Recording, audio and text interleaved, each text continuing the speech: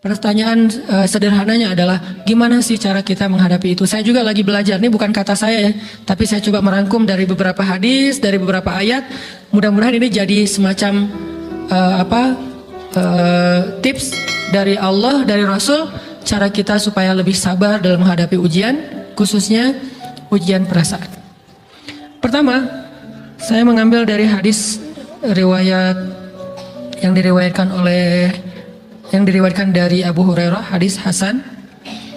Nabi SAW mengatakan, "Ma yazalul bala'u bil mu'mini wal mu'minati fi nafsihi wa waladihi wa malihi hatta yalqallaha ta'ala wa ma alaihi khati'ah." Tidaklah seseorang selesai diuji, baik dia laki-laki orang yang beriman atau perempuan yang beriman, baik itu ujiannya terjadi pada dirinya atau melalui anaknya, atau melalui hartanya, artinya ujian harta, ujian fisik, ujian perasaan, sampai dia bertemu dengan Allah dan dia tidak punya dosa. Apa maksud dari hadis ini? Ujian itu tidak akan berakhir kecuali kalau dosa kita sudah habis. Allah akan menguji kita terus untuk membersihkan diri kita dari dosa. Sehingga yang harus kita coba bangun awareness dalam diri kita kalau lagi diuji, Allah pengen membersihkan dosa saya nih. Sehingga kita ridho dengan ujian, bukan ikhlas ya. Kalau ikhlas ibadah, kalau ujian ridho, rela. Saya ridho ya Allah, walaupun ini berat. Saya ridho ya Allah, walaupun saya berharap Engkau beri jalan keluar. Saya ridho ya Allah, walaupun saya berharap ditolong oleh Allah. Tapi tetap ridho diberikan ujian itu, sambil berdoa diberikan jalan keluar, ditolong, diberikan keajaiban. Cuman gak mau mengeluh. Dan berdoa meminta jalan keluar, bukan mengeluh, itu ibadah. Berdoa itu ibadah dalam Islam. Sehingga Allah suka banget sama hamba yang berdoa. Allah suka dengan hamba yang curhat. Nabi itu kalau lagi curhat, doanya aja bisa berjam-jam cuma doa doang tuh. Kayak hadis Aisyah pas lagi cemburu malam-malam kan, Aisyah lagi tidur, ini jatah malamnya Aisyah. Tiba-tiba dia nyari-nyari raba-raba, Nabi nggak ada, dicari di kamar mandi nggak ada. Biasanya Nabi sholat di sebelah Aisyah. Wah, curiga nih, jangan-jangan ke rumah si Fulan. Dicari ke rumahnya, ditelepon nggak aktif, mungkin lagi dicas, datang ke rumahnya, ketuk pintu. Hafsah, Nabi di rumah kamu enggak? Enggak Aisyah, beneran. Cari ke rumah Sofia. Sofia, Nabi di sini enggak? Enggak, beneran. Cari ke rumah Maria. Maria di sini enggak Nabi? Enggak. Kemana ya Nabi? Rumah istri-istri yang lain enggak ada. Pas balik ke rumahnya, ngelewat masjid, ngelihat Nabi lagi sujud di Masjid Nabawi, di mihrab. Dan Aisyah mendengar Nabi menangis sambil berdoa. Dan sujudnya itu seperti membaca 1 juz Al-Quran. Dan itu isinya doa nangis. Robbi. Jadi kalau kita katakan gak usah banyak berdoa sama Allah, malu. Justru Allah suka kepada hamba yang berdoa. Justru sebaliknya, kalau kita jarang berdoa atau enggan berdoa, buat Allah itu orang sombong. Allah gak suka hamba kayak gitu. Kamu gak butuh saya. Sama kayak kita lagi ada masalah, punya teman yang punya kelebihan harta, terus kita kayak bingung gitu nyari kesana kemari pinjaman, dia gak dikasih tahu. Pas dia tahu dari orang lain, dia ngomong apa? Kamu gak nganggap saya ya? Emangnya saya bukan teman kamu? Kok kamu punya masalah keuangan tapi saya gak dikasih tahu, malah saya tahunya dari orang lain? Tersinggung kan? Kalau teman kita aja tersinggung, apalagi Allah. Kamu punya masalah kok gak ngomong ke saya, wahai hambaku? Bukan berarti Allah gak tahu. Allah tahu, cuman Allah berhak, bukan ingin ya, berhak untuk dilibatkan. Allah berhak untuk dicurhatin. Allah berhak untuk dijadikan tempat kita untuk habis-habisan menangis dan melampiaskan masalah kita kepada Allah dalam bentuk curhat-curhat dan doa. Sehingga kalau kita berdoa, ya Rabbi, Allah langsung inni qarib, mendekat Allah kepada kita. Jadi teman-teman yang dirahmati Allah, kalau kita punya masalah, kita coba bangun awareness, oh Allah pengen membersihkan dosa-dosa saya nih. Terus kita berdoa, ya Allah bantu saya, ya Allah tolonglah saya, istighfar. Saya kadang-kadang ngerasa nih, kalau ada dosa, ada kesalahan, ada kekeliruan yang saya lakukan, misalnya gitu, kalau saya nggak kuat istighfarnya, bentar lagi akan diuji sama Allah. Ujinya macam-macam, alhamdulillahnya ujiannya masih ketahan. Pasti diuji sama Allah. Kalau istighfarnya nggak kuat, taubatnya tuh nggak kuat, langsung diuji sama Allah. Dan saya langsung sadar, oh benar, berarti yang tadi ini lagi dihapus sama Allah nih. Perkencang lagi, perkuat lagi istighfar. Kenapa? Karena kalau istighfar kita kuat, berarti kan dosa kita dihapus dengan istighfar ya. Otomatis ujian kita durasinya berkurang. Makin kuat istighfar, makin berkurang. Kalau istighfarnya udah mantap, udah selesai, Allah cabut tuh ujian kita, diganti dengan kebaikan. Jadi teman-teman, kita coba sadari, oh kalau Allah menguji saya, memang saya banyak dosa. Sebelum kita mencari kambing hitam, nyalah-nyalahin orang lain, sebelum kita marah kepada orang lain, kadang wajar kita marah kepada orang lain gara-gara ucapannya, komennya, teks dari dia, wajar. Tapi sebelum itu, marah dulu kepada diri kita atas dosa dan kesalahan kita yang baru saja kita lakukan, atau yang dulu kita lakuin dan belum benar-benar kita tinggalkan. Kalau kita ngerasa banyak dosa di masa lalu sebelum kita taubat, hijrah, berarti mungkin itulah alasan kenapa sekarang kita diuji setelah hijrah. Kenapa agak-agak harus jungkir balik setelah kita hijrah. Kenapa harus sedikit berdarah-darah setelah kita hijrah. Anggap aja itu untuk mengkifarat, membersihkan dosa-dosa kita yang telah lalu. Supaya apa? Supaya kalau kita pulang kepada Allah, kita pulang dalam keadaan bersih. Dan itu pasti akan menjadi orang yang paling beruntung. Daripada nanti diberesin di akhirat, mending diberesin di dunia kan? Soalnya kalau diberesin di akhirat itu lebih berat. Akhirat itu perlakuannya beda dengan di dunia. Di dunia kalau kita salah akan dibalas oleh Allah. Kalau kita belum taubat, dibalas oleh Allah sama. Tapi di akhirat ukurannya beda. Sehingga heran ya, kalau ada orang yang merasa beruntung lolos dari hukuman dunia, dia pikir dia udah lolos dari hukuman Allah. Mending dia beresin deh di dunia daripada nanti di akhir berlarut-larut. Itu bahaya banget. Kalau buat saya pribadi dan saya yakin teman-teman juga kayak gitu, nggak mau ada masalah di akhirat, mending masalah di dunia aja.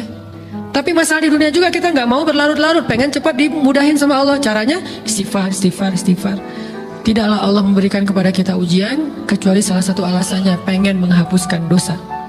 Idza kathurat dzunubul 'abdi wa lam yakun lahu min 'amalin liyukaffiraha fabtalahu Allahu bil hazan liyukaffiraha.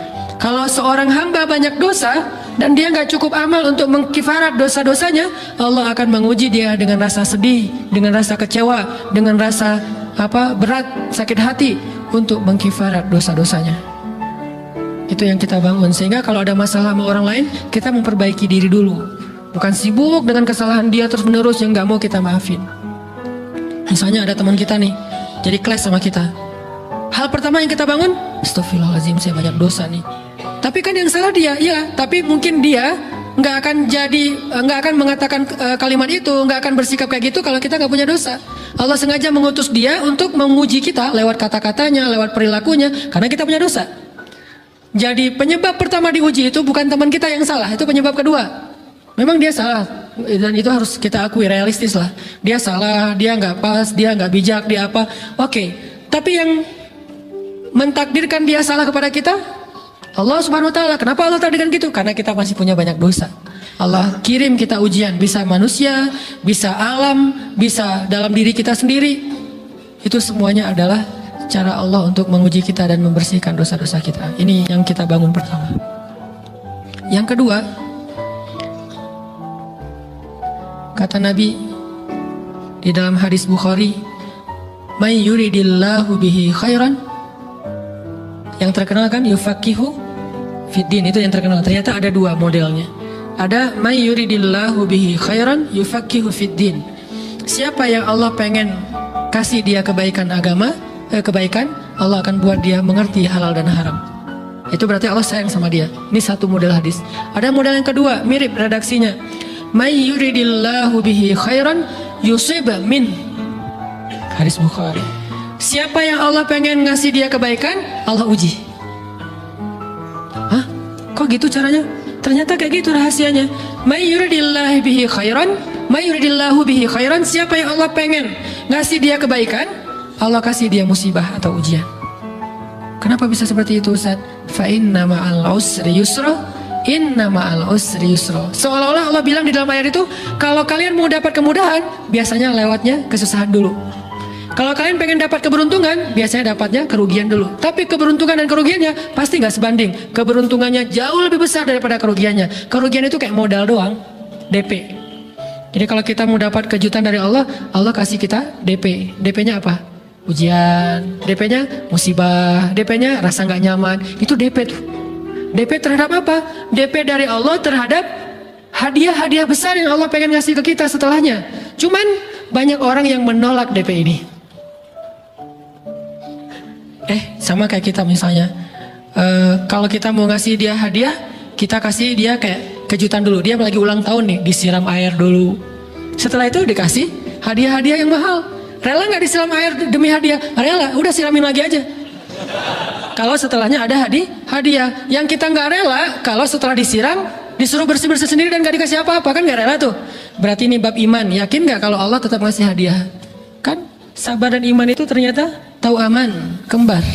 Kalau kita yakin Allah ngasih hadiah setelah ngasih kita DP ujian, ya kita akan sabar. Gak apa-apa deh, ntar lagi mau dikasih hadiah, digini-giniin juga gak masalah. Dibully, diapain sama Allah, biarin aja. Ya Allah saya sabar, kan ntar lagi mau dikasih hadiah nih. Ini masalah yakin. Tapi kalau kita gak yakin, apa sih maunya Allah gitu kan? Begitu kalimat ini keluar, maka yang muncul setelahnya adalah mengeluh, berputus asa, dan gak akan sabar menghadapi ujian. Ujian, kata Nabi, may yuridillahu bihi khairan, siapa yang Allah pengen kasih hadiah, siapa yang Allah pengen kasih kejutan, siapa yang Allah pengen kasih pertolongan, siapa yang Allah pengen kasih kebaikan, yusib min, Allah akan uji dia dulu. Ini sunnatullah. Sehingga kalau kita lagi diuji, yang kita lihat jangan ujiannya, apa setelah itu. Gimana ngelihatnya Ustaz gak kelihatan? Dengan mata hati. Istafti qalbak, tanya kepada hatimu, kelihatan nggak? Dengan mata hati. Gimana ngelihat dengan mata hati? Dengan iman. Saya percaya Allah pasti ngasih kebaikan setelah ini. Orang Allah sendiri yang ngomong, nggak ada satu huruf pun di Al-Quran yang salah, apalagi satu ayat, apalagi dua ayat. Fa inna ma'al usri yusra, ditegesin lagi, inna ma'al usri yusra. Tapi usr dulu, baru yusr. Dikasih kesusahan sedikit, dikasih kemudahan yang banyak. Dikasih kesusahan sedikit, dikasih kemudahan yang banyak. Ini yang kita coba bangun, tajdidul iman, bangun memperbaharui yakin. Sehingga ketika kita diuji, sedih, wajar.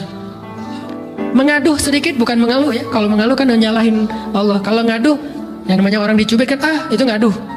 Tapi kalau apa sih maunya Allah? Nah itu ngeluh. Antara mengadu dengan mengeluh berbeda. Mengadu itu manusiawi. Sedih, itu manusiawi. Air mata, bahkan bukan hanya manusiawi, itu rahmat dari Allah. Orang yang gak bisa menangis itu yang bahaya. Kalau kita masih bisa menangis, berarti kita masih peka hatinya. Bukankah anak kecil paling sering menangis? Berarti hatinya peka. Siapa lagi selain anak kecil yang paling sering menangis? Cewek. Cowok itu emang gak punya perasaan, makanya jarang nangis. Cewek dikit-dikit nangis. Jangan bilang, cemen banget sih nangis, cengeng apa. Enggak, karena dia perasaannya lebih peka dari kita. Itulah kenapa Allah menitipkan bayi kepada perempuan. Kalau dititipin ke laki-laki hancur. Di balik kepekaan perempuan, di balik sensitifnya perempuan, di balik perasaannya yang luar biasa, di situ Allah Subhanahu wa taala menitipkan amanah, dia yang paling baik dalam merawat bayinya. Perempuan secara umum mungkin lebih banyak bicara daripada laki-laki ya. Walaupun ada orang yang perempuan pendiam banget, ada yang nggak ngomong sama sekali, misalnya diem-diem aja, ada. Tapi secara umum perempuan lebih banyak berucap daripada laki-laki. Emangnya ini kekurangan? Bukan. Ini kelebihan. Kalau dia berikan itu dalam hal yang tepat. Apa yang tepat? Mendidik anak. Justru karena perempuan banyak ngomong, lebih baik dalam mendidik anak daripada laki-laki. Laki-laki itu kurang mendidik, kurang mengedukasi kepada anak dengan usia tertentu, karena dia jarang memahamkan. Salah hanya marah, salah hanya ditegur. Kalau ibunya jelasin gini sebelum tidur, ibunya yang ceritain banyak cerita. Saya sendiri ngalamin. Sering mana seorang ayah sama ibu interaksi sama anak dalam bentuk verbal. Sering ibu. Jadi menangis itu rahmat dari Allah. Gak apa-apa, nangis saja. Dan itu tidak disebut mengeluh. Kamu kok nangis sih? Kan orang Islam harus sabar. Emangnya nangis dengan sabar itu bertolak belakang? Sabar tetap sabar ya, nangis jalan aja terus nangis. Nangis pakai nangisnya nggak cuma nangis doang, emotikonnya juga nangis, berderai-derai gitu, sampai air matanya menggenang gitu kan ya, boleh lah. Ditambah lagi dengan visual menangisnya, posting bahwa dia lagi tertusuk duri dengan postingan kaktus atau apalah, dia pengen share ke semua orang bahwa saya sedang sedih, sehingga nanti ketika ada orang yang menghibur dia dengan sedikit kata-kata yang sabar ya segala macam, wah makin berderai-derai. Itu belum jadi. Kecuali dia keluarkan kata-kata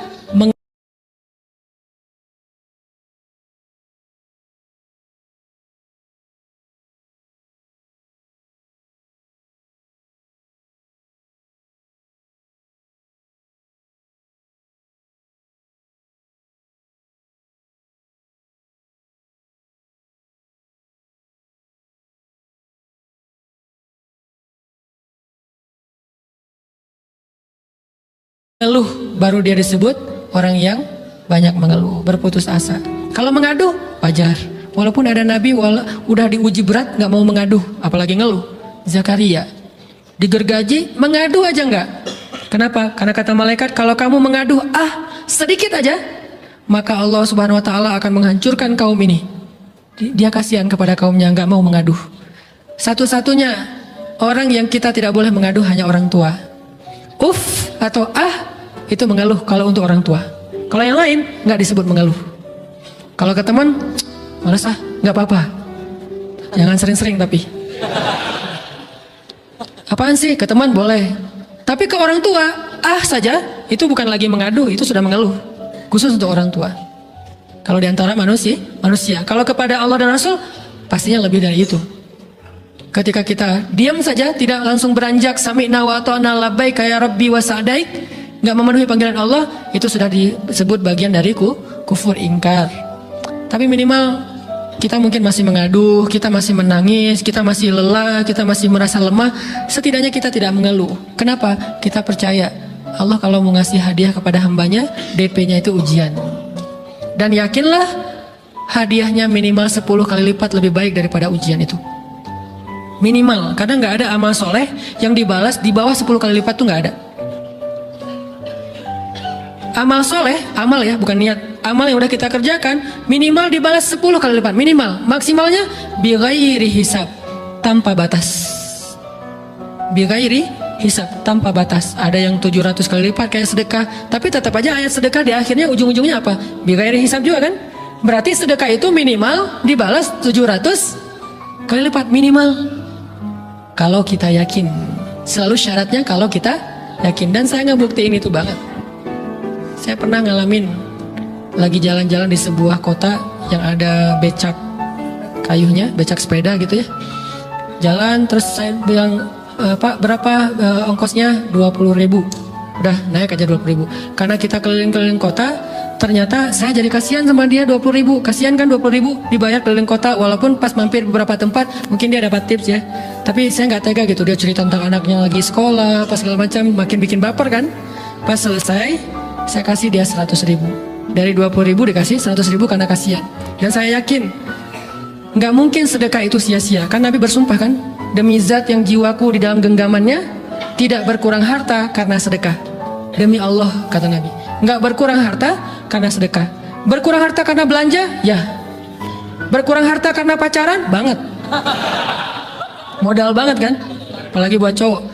Tapi berkurang harta karena sedekah? Nggak mungkin, kata Nabi. Demi Allah nggak berkurang harta karena sedekah. Berkurang harta karena istri? Nggak. Karena memberi kepada istri itu pahalanya lebih gede daripada sedekah. Makanya ngemodalin pacaran setelah nikah itu tumbuh berkah. Modal pacaran sebelum nikah itu apes.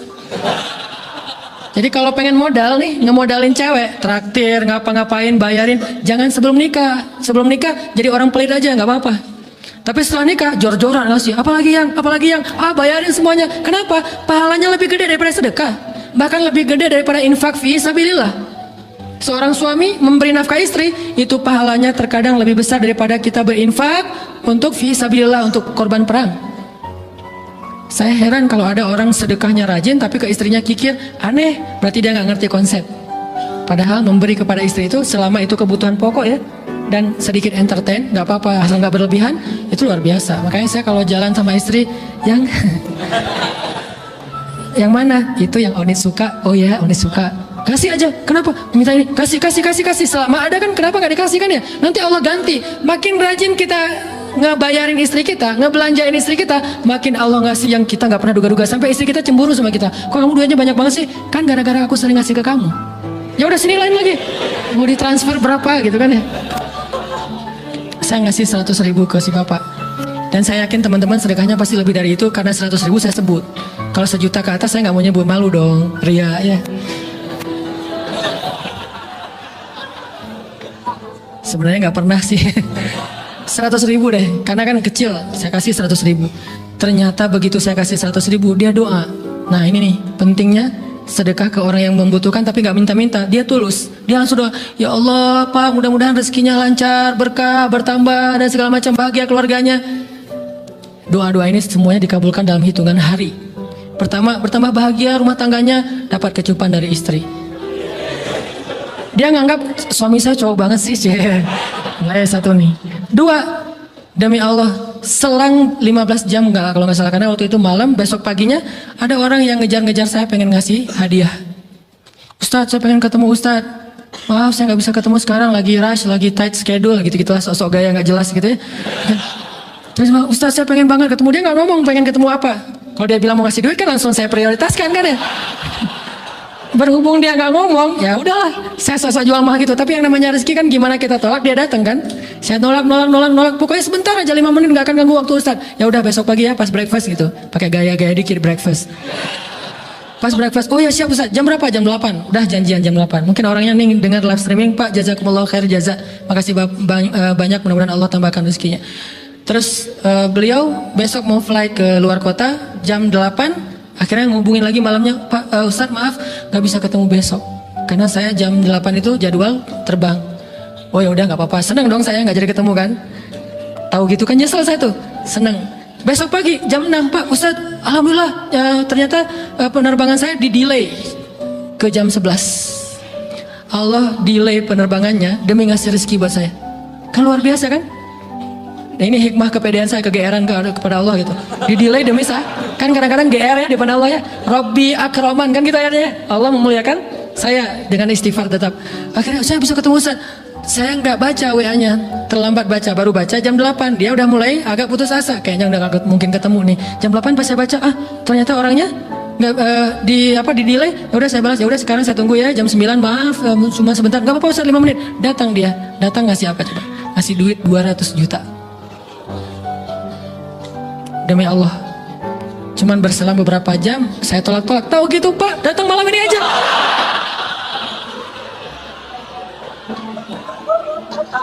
Harusnya malam itu juga saya cari orangnya. Kalau perlu saya nyamperin Bapak, saya lock, saya kejar. Manusia gitu banget ya.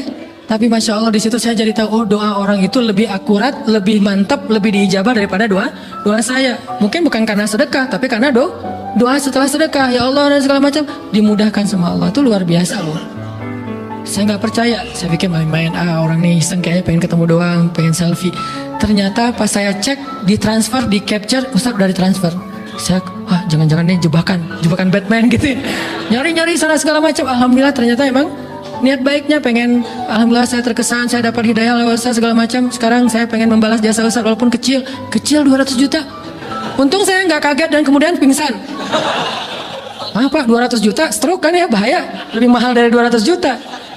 Ini keajaiban ya teman-teman. Jadi kita tuh, saya kan sering bilang keajaiban itu terjadi tergantung tingkat iman. Bukan saya udah soleh banget, enggak. Saya belajar terus untuk yakin deh sama Allah. Modal kita tuh kan gini sebetulnya kan.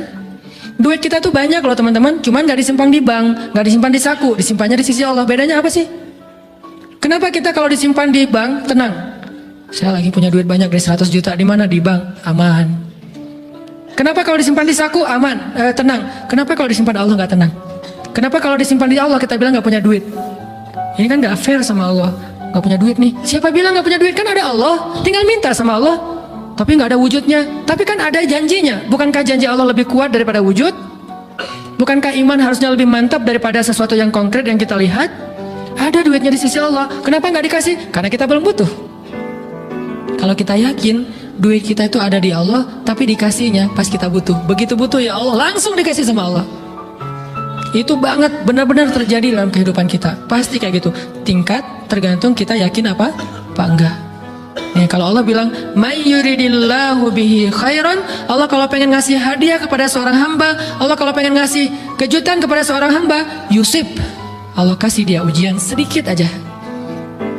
وَلَنَبْلُوَنَّكُمْ بِشَيْءٍ sedikit بِشَيْءٍ مِنَ الْخَوْفِ وَالْجُوعِ وَنَقْصٍ مِنَ الْأَمْوَالِ وَالْأَنْفُسِ وَالثَّمَرَاتِ وَبَشِّرِ الصَّابِرِينَ. Kami uji sedikit aja dengan rasa lapar, dengan rasa takut, dengan sedikit kekurangan ini dan itu, sedikit. Tapi wabasyiris sabirin, sampaikan kejutan kepada orang yang bersabar. Sampaikan kejutan kepada orang bersabar. Jadi bisa dibilang kejutan-kejutan hidup kita itu munculnya dengan iman dan sabar. Dengan iman dan sabar. Iman artinya yakin, husnuzon sama Allah. Ana inda dhanni abdi bi, aku tergantung prasangka hambaku kepadaku. Ustadz Hanan Attaqi menekankan bahwa ujian dalam hidup adalah cara Allah membersihkan dosa-dosa kita dan penting untuk menghadapi ujian dengan sabar, ridho, serta doa. Doa menjadi bentuk ibadah yang disukai Allah, dan setiap kesulitan bisa mendatangkan kebaikan jika dihadapi dengan sikap yang benar. Selain itu, mengadu karena kesedihan itu wajar, tapi kita harus berhati-hati agar tidak mengeluh, karena bisa dianggap ingkar pada ketetapan Allah. Ujian juga memberikan peluang untuk memperoleh kebaikan, termasuk melalui sedekah yang bisa mendatangkan rezeki dan berkah. Intinya, iman dan kesabaran adalah dua hal yang penting dalam menghadapi ujian hidup. Dan dengan bersandar pada keduanya, kita dapat mengubah kesulitan menjadi kesempatan untuk lebih dekat dengan Allah. Terima kasih. Assalamualaikum warahmatullahi wabarakatuh.